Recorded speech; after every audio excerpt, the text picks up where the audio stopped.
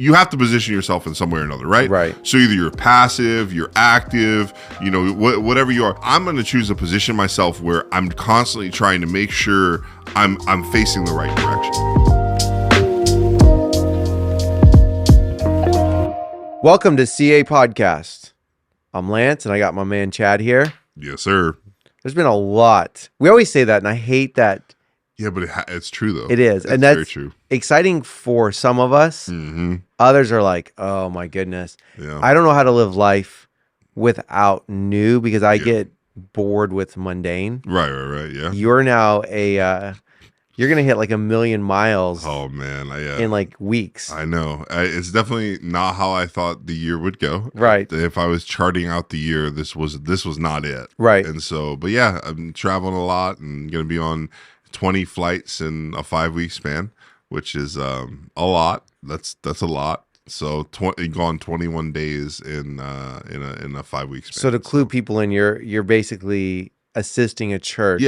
In Florida, helping them get some production stuff. Yep. So they had someone transition out in the video department, and they need help because if you know anything about churches, it's Easter or Easter season, right. And so they need some help with that, and so so I'm going there helping with post production, pre-production, production, the whole night. So yeah. So I've totally lost track of like your start date, but is it like 18 months, 20-ish? It was like summer of 21. 21, yeah. So it was technically August 2021. Okay. Yeah.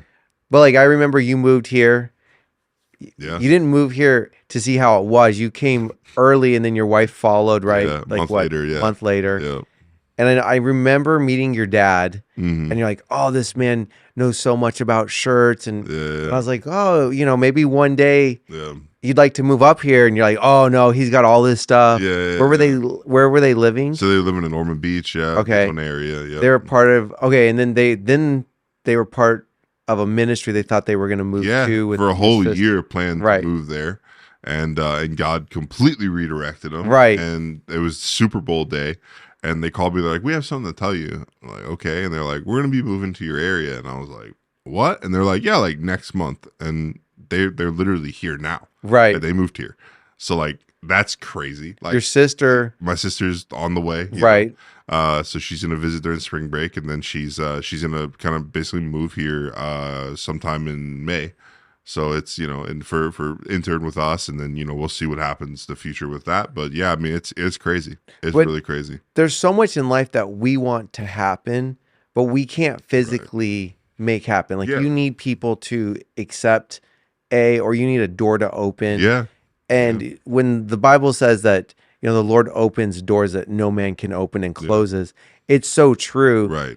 And you're seeing the fruit of that in, my goodness, you probably have to use your hands and toes because you're seeing, contract opportunities. Yeah. You're seeing families. Yeah. You guys had a second baby that was a miracle baby. Yeah. So like when you truly are walking in the call of God, and that's not to say that bad things don't happen. Sure they do. But when you're pursuing what God wants you to do, God definitely works on your behalf to do things that you wouldn't have thought could ever happen. Yeah. And the crazy thing, so me and my wife were talking yesterday, and she basically said, like, normally when people have their, second child or just child in general, they go in debt, right? Like that's the typical thing. Right. Like, it's just because you got to get everything, right? Right. The diapers, the clothes, I mean, just in the kid's growing, and so he's outgrowing everything. And she's like, most people aren't going, and now they're not just out of debt. Like we paid our car off like 2 weeks ago. Like everything, all the financial blessings have come, and it just came in waves. And now it's like we're so much ahead of where we were in our financial plan that it's like we shouldn't be here by the natural, right? Right. Like we shouldn't have these opportunities that allowed us to get. It's like we're not rich by any means, like at all, right? I'm not rich, but like the fact that we have things paid for. And we didn't have to go in the debt to pay for them is a blessing. Like, and that's the thing. It's like just staying faithful. And like the thing is too, it's like I'm not going, out of town to serve a production company, right? I'm serving a church. Like I'm at a local church, and so it's like I'm getting to do what I've always loved to do, which is serve in ministry. But one of those things of I think full-time ministry isn't for me anymore, right? At least right now, and so and probably honestly forever, right? But and so I think this has helped me come to that conclusion faster. is that like, oh, like this is definitely what I was built for. Right. Like to come in, consult, help out, give ideas, but not have to be the one that has to stay there. You know what I'm saying? But at the same time, I get to serve a local church that I love. We fell in love with the church that we're at. And it's like, yeah, like that's the church that I want to really be at. I want my family to be at and stuff like that. And what God's allowed me to do is he's allowed me to use my giftings outside of the area I'm at. Which, you know, it's just funny because I was talking to somebody the other day and I was like, you know, when I was a part of other ministries full time, I didn't really like, yeah, you know, yeah, you can do freelance, and then you do a freelance job, and they're like, so you were there Saturday working and not here Saturday, Right. and you're like, well, you told me I could. Well, and it's like that little, like, you know, like they pull the rug out from under you. Right. And so that happened, right? So like my freelance completely dried up. So like when I moved, and obviously COVID, right? Yeah. But now, like you look at like a year into us being here, all of a sudden stuff started picking up. And I started getting phone calls, started making connections that I had but God really hadn't used, like in the sense, all of a sudden they started coming to life. Right. So I started doing remote work, I started doing consulting, and then all of a sudden it's like, oh wow, like there's opportunities popping up everywhere, and it's like I would have never thought they were there. But it feels like when there's a lot of people serving God. Mm-hmm. So people are hearing like, yeah, but I'm serving God. Right. And I equate it to it rains everywhere. Yeah. So we live in America. Mm-hmm. Yeah. Somewhere in America, there's rain. Yeah, right now. But today it might not be raining on us. Sure. And so it's like you want to be where God is for your life so you can receive the blessing. That's how I kind of equate the blessing is when you can feel the tangible rain, you know, of God. And it's like when you were faithful to what he was calling you to, he opened up another layer of blessing for you that, you know, could your parents have followed you to where you were going? Possibly. Sure, but you didn't get on the phone and be like, man, Dad, it'd be awesome for you to be next to your grandbabies. Never. Yeah. You know, and so it's like God was working. I've got a dust bunny flying in front of my face. But it's like you're seeing God work on your behalf as you're working for him. Yeah, absolutely. And like if anybody knows you, you love to help. Yeah. Like you would give advice to the nursery department because you're creative people create ideas 100%. All day, every day. Yep. But you're serving. Yeah. You're not saying, well, guys, I know you want to bless me. I've used your 3.8 hours allotment. You're like, oh, it's a 9-hour project. That's fine. Yeah. Because you see the common good. Yeah. And I think a lot of people who have gifts, it's hard because we do get paid for them. Yeah, of course. And it's hard to translate over into the ministry world and be like, well, they're not paying me. Yeah. And I always call it spiritual bucks. Oh, you know, church in bucks. Ministry, we got to look as we're getting paid spiritually. 100%, yeah. And as we bless the Lord, he blesses us. Yeah, it's good. And, you know, yes, we need to tithe. Yes, we need to give an offering. But there's also an act of serving. And I believe that unleashes miracles and blessings into our life that it does. We want God. I want God to work on my behalf than me. Try to find the next big connection. Yeah. And I think the other thing too, kind of going back to what you said, is like, you know, so it rains everywhere, but there's sometimes like for me, it was just getting in position. Right. So like, I think the biggest problem with me was when I was where I was at, I wasn't in position to receive the level. So this is like, me and Vinny talked about this a couple of podcasts back, but like, had I gotten the requests and the stuff that I got now 2 years ago, all of it would have been no's. Right. No, I can't do that. No, I can't leave my job for 5 weeks. No, I can't, I can't leave my wife. You know, there was maturity that happened over these 2 years. Right. But then also positioning where it's like, you know, got away to where I felt like I was trapped, right, in where I was at. And then it's like, no, I wasn't trapped. It was just a mental thing. So then it's like working through like, okay, why did I feel this way? Okay, now I get free of that. And now it's like, God's like, okay, well, hey, you've gotten through this. Now here, let me bless you. So it's like, I had to work through things like, was I serving? Yep. Was I working at church? Yep. Was I doing all the things that people would say that you have to do to be blessed? Yes. Was I blessed? Not necessarily. Not where I was at. You know, not to this level. And it's like, but now when I reposition myself, realign myself with what God was wanting for me, now it's like all these blessings are coming, and it's like you're saying, like it's raining. So like I know the rain's gonna stop, right? Because we know rain stops, and it's like yeah, eventually it's gonna stop. But that's why it's like we're like, okay, God, what's next? You know, like is it a rest season? because we know that God's in the rest, right? So it's like, okay, am I resting or am I going? Because the thing too is like, so I was traveling right before we had our second child, and what ended up happening is my wife basically was like a cutoff date, because the phone was ringing off the hook. Right? Can you come here? Can you come here? Can you do this? And she was like, okay, you're done. And there was one trip in November. She was like, this is it. You're done. And so I was like, man. So like honestly, and I'm gonna be honest, is like I thought that was it. So I thought we were cutting it off, and that was it. I really wouldn't do much, right? And then as soon as we had our second child, about 2 weeks later, hey, I need you this day. I need you this day. That's how God always works, is that we think, it goes back to that parable. Well, it's not a parable, but you see the widow who has, I just have just enough to make bread, and then I'm going to go die. And God's like, just give it to me, and I'm going to multiply more than you ever could have imagined. Yeah. And I look at even our success at Culture Architects, like, we have built some amazing everybody that walks in here goes, well, this is way more professional than I thought it was. And I'm like, I wish the world knew that. And I sometimes ask the Lord, I'm like, God, why are we not seeing success? And in the recent weeks, I realized maybe I was missing what I was really designed to do. And so I also realigned and said, okay, I got to get back to my grassroots of evangelism, missionary, still doing these shows, but not making it the end all be all. And I think sometimes we take a gift and we tell God, okay, I'm going to only be A. And God's like, there's a full alphabet I need you to work with as well. That's good. And so I'm learning and watching different things and saying, if it's not working, I think there's always a learning season. And I always like to see other people get blessed. And, and this show's got like so many things to it, but it's like one thing my dad really taught me was rejoice in other people's blessings, because if you're only waiting for yours, you just get bitter. And then I think you really do put a stop gate of a blessing. And it's like, we're seeing miracles financially, opportunities, and they're not necessarily coming back to CA, but you're part of CA. And we should be like, man, that's good for Chad. It's good for his family. Good for the wife, your children. And we're seeing people all around us getting either financial blessings, breakthroughs. And I want to celebrate them because I know ours is on the way. And I don't even want to define it. No, sure. Because I'm believing for something way bigger. But it's like God is in the move in this season. And it really is. And like, I think the one thing too is like, one thing we both have done and really everybody here has done is like, we've positioned ourselves where it's like, there might be things that we enjoy doing, but just aren't successful, aren't where we should be. So we're okay with killing things. And that's the thing that people miss a lot of time. The things I miss is like, you're not willing to kill something. And it's like, maybe we'll come back to life in the end. But like, I think that's one thing that we talked about it, but like the last, year and a half, like you said, 20 months or whatever it was, like, we've learned how to kill things that we loved. Well, like if you've been with us for a while, we loved the culture show.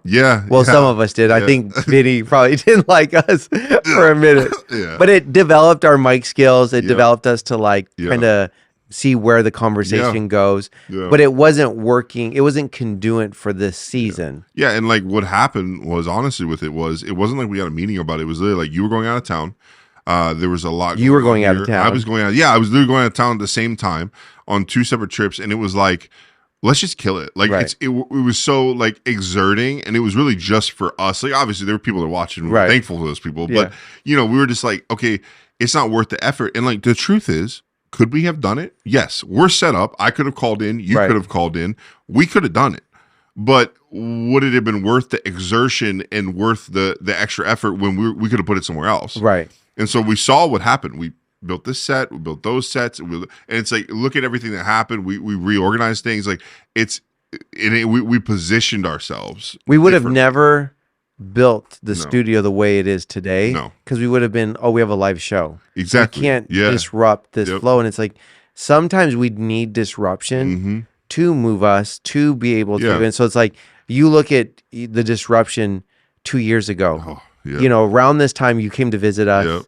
It was right around March Madness. You were, I don't even know how or why you were coming up here, either than you were just frustrated, curious, or whatever. It was the first vacation I took in like 4 years. Like it was just like, Vinny was like, just come up here and get refreshed. I'm like, okay. And it's like, I didn't know what to expect. I just wanted to see some familiar faces, and then met you, and then it was so funny because we had, and talk about positioning is like, so I came up here and met you, and it was literally just a friend thing, right? Like just through Vinny.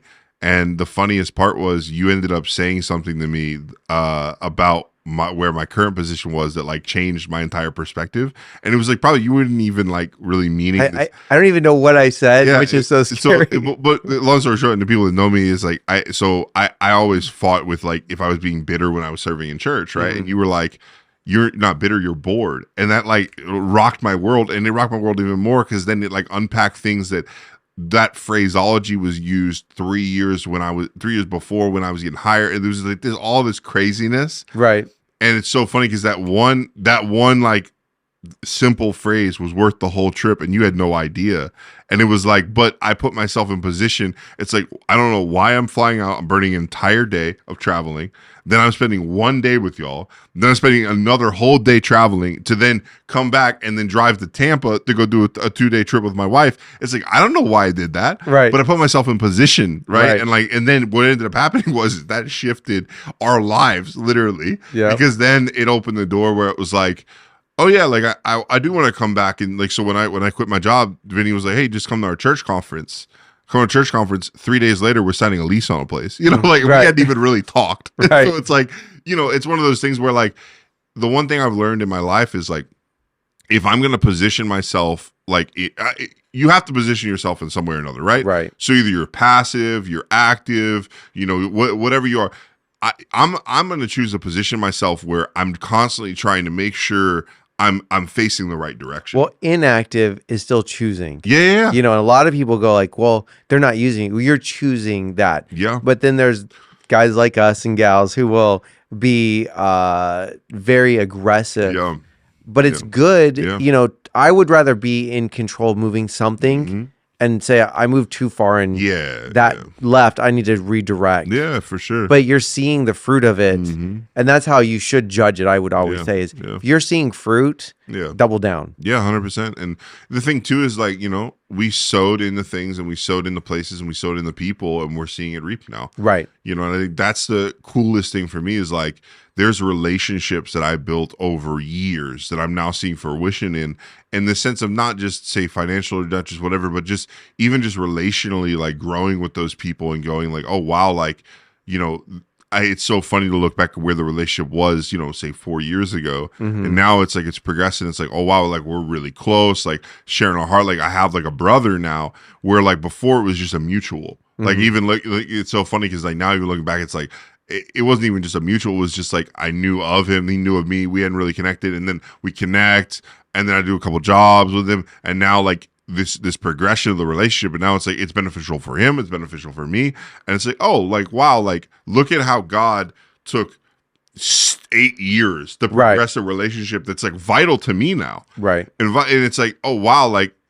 What happened if I just was like, oh, like I, whatever, and just like lost his number, like But that's how life really is, because like even with myself, if you know me from our churches, I have this joke that I'm the assistant to the dishwasher, but I had nowhere to serve because my wife's singing, I've got 2 kids hanging on me, and I'm like, the only break I have is when they go to nursery, and I looked around, I'm like, there's nothing to do. Like, where do you walk in when service is halfway started and say, oh, I can serve on the media team now? You'd be like, sorry, the camera guy's been here for an hour ago. 100%. So I go, I'll go wash dishes because we have a kitchen. Yeah. So I started making some friendships, just washing dishes casually, not knowing what, started meeting people and met an interesting character if you've seen Joe from time to time here. But but the thing is, you found a brother, like. But I didn't look for him. No. It was just like, well, let me go do what I can do for a minute. Right. Not that who's an expert in washing dishes. Well, you put yourself in position. Right, and so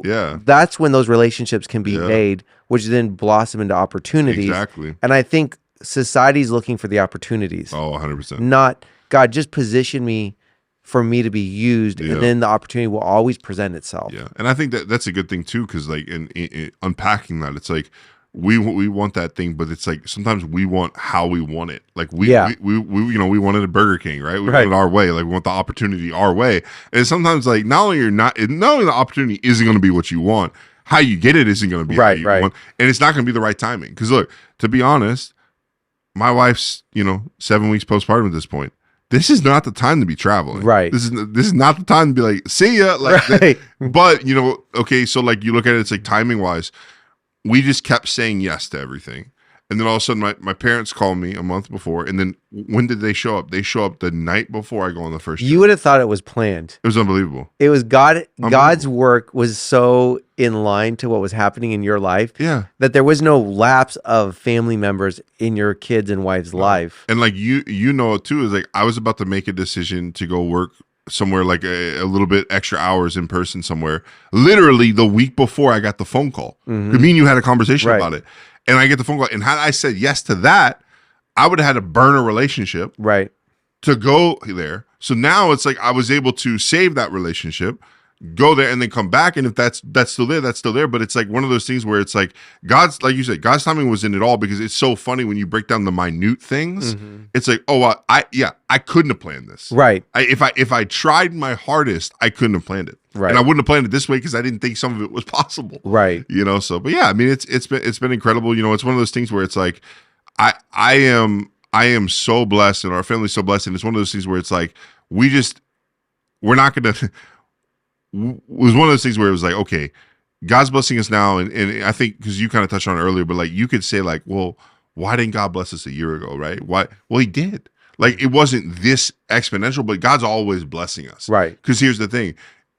We don't know what blessings are in the form of us not knowing things. Right. Or things not happening to us, or a blessing. Like, you think of all the bad things that happen in our lives. Like, what are all the things that like could have happened to us that were at our door but didn't happen? That's a blessing. Right. Like, the fact that we're not in financial ruin over having a second kid is a blessing. Forget the fact that we're able to pay stuff off. Just the fact that we're not like, because I know friends that have kids and they're like $15,000 in debt when they walk out the hospital. Right. That's insane. And to think like, at least we're not that. Well, it's like, oh, well, we're overflowing. It's like, yeah, but like, I'm blessed just the fact that we're able to walk out of having a second kid and not be up to our eyeballs in debt. It's when your opportunities are actually paying. Yeah. You go work for people. There's so many layers. Yeah. And it's because of the society, we don't really farm. Sure. We have no value of understanding when there's a seed season. Yeah. Then there's the harvesting, and then the Lord brings the increase. And it's like, we think I'm only going to put down seed in the springtime. We may have 10 different sections, and they're all in different time zones. And so it's like, this might need another 3 more months. Yeah. This could need 6 months. Yeah. But if in sales, we call it a pipeline. If you build a long enough pipeline, something should always be closing and coming back. And it's like, I want to encourage you, spend time putting seed in the ground through finances, through serving, and then build that pipeline so that you start to see little harvests here, and it just keeps increasing. That's good. Then the big one hits. Yeah. And then, like you said, now we have time to rest. Yep. And we relook at what season of life we're in. Because I think for some people, you're in constant rest or you're in constant building. And it's chaos. And it really shouldn't be that way. That's why the Lord, I believe, gave us 4 seasons to show us there needs to be something that needs to grow. Mm-hmm. And somebody told me this: winter is crucial to letting things die. Mm-hmm. And if you look at it as like summer is when you stretch out, you enjoy the fruit of your labor. Yeah. And then you need to start packing it up. Yep. And then you need to look at your life and say, does this need to die? Yep. What needs to die so I can prepare again? And so looking at the life so you can always be in a position, and I think that's the takeaway is position yourself for the blessing, but it does take things to get there. It doesn't happen by, God, let me move my bucket. It does. I wish it was like that, but in reality, what do you get out of it? Yeah, for sure. And and that's really what it is. Just positioning yourself. And the cool thing about positioning yourself is sometimes you're going to position yourself and then you'll position yourself back to where you were. And you're like, oh, this was weird. But it's like, sometimes you have to go back. Yeah. You starting in media, me starting kind of evangelistic in ministry. You get successful and then you try to do on other things and you realize this is really where God needs me. Yeah. 100%. And you go back to where you started And especially for individuals who've been in ministry for 10 years or an industry, you start to realize this is where I belong. Yeah, no, for sure. Yeah, and I think too, like position yourself in kind of exploring other things. What it does is it builds your strength in the thing that you're supposed to be at, because you're like your confidence level builds, right? Like, oh, I'm supposed to do this. Like these other things I'm not so great at, this I'm really good at. Okay, I'm gonna stick with this. And I think that's the thing is like when you're out there and when you're doing things, like it's okay if you fail at something or you're not good at something, because you just return back to what you're good at. And sometimes God's seeing like, hey, are you going to step out and stretch yourself, or are you going to play it safe? And I think that's sometimes too is like me and you are very similar in the sense that like we'll go all the way out. We'll stretch the rubber band as far as it'll go.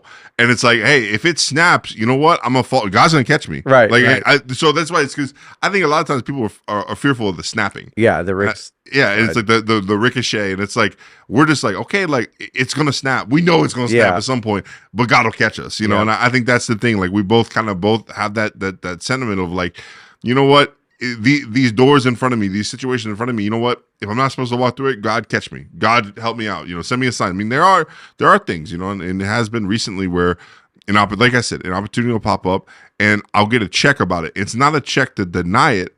It's a check to be cautious with it. Right. And like slow walk it. And that's the thing is like you have to know like what checks and how you feel are like different things, because like sometimes people interpret everything as like, I'm just supposed to say no. And it's like, well, yeah, maybe so, but like for me, I know, like, and we talked about it before, but like I've never felt the need to just say no to things. Right. And so that's what the positioning is like. I'm never gonna say no to positioning. I may slow walk something and be like, let me take this slow. Let me think about it, pray about it, talk to people about it. Because that's the other thing that a lot of times I wasn't doing. And I found I'm more apt to do it now. Like I said, this is one of my growths is I talk to everybody about everything. Because I love people's opinions, because it helps spark things in my mind. It's like perspective. Right. It's like, oh, I'm thinking about doing this. Like, well, you should ask them for more. Like, oh, you should negotiate. And it's like, oh, okay, yeah, that makes sense. And it's something I wasn't thinking about. So I mean, that when it comes to positioning too, like, you know, God helps us, yes, but God also places people in our lives. Well, the Bible says around a multitude of counsel. Yes. And you know, 100%. you positioned yourself around, you know, pastoral, other people in the industry, you know, and you're also consulting, thinking of like now as a dad, husband. So you've got a multitude of counsel. Yeah, a lot. And I'm sure you heard different advice, which is fine. Yeah. I think sometimes we all want the yes or the no's. Oh, yeah. But I wish we did something like that. You can't have everything, you know, we did an episode together, me and you. It's like not everything can be yes or no. You've got to find there's a gray space for sure. So, but so it's been good. Man. So, all right. We'll see you next time.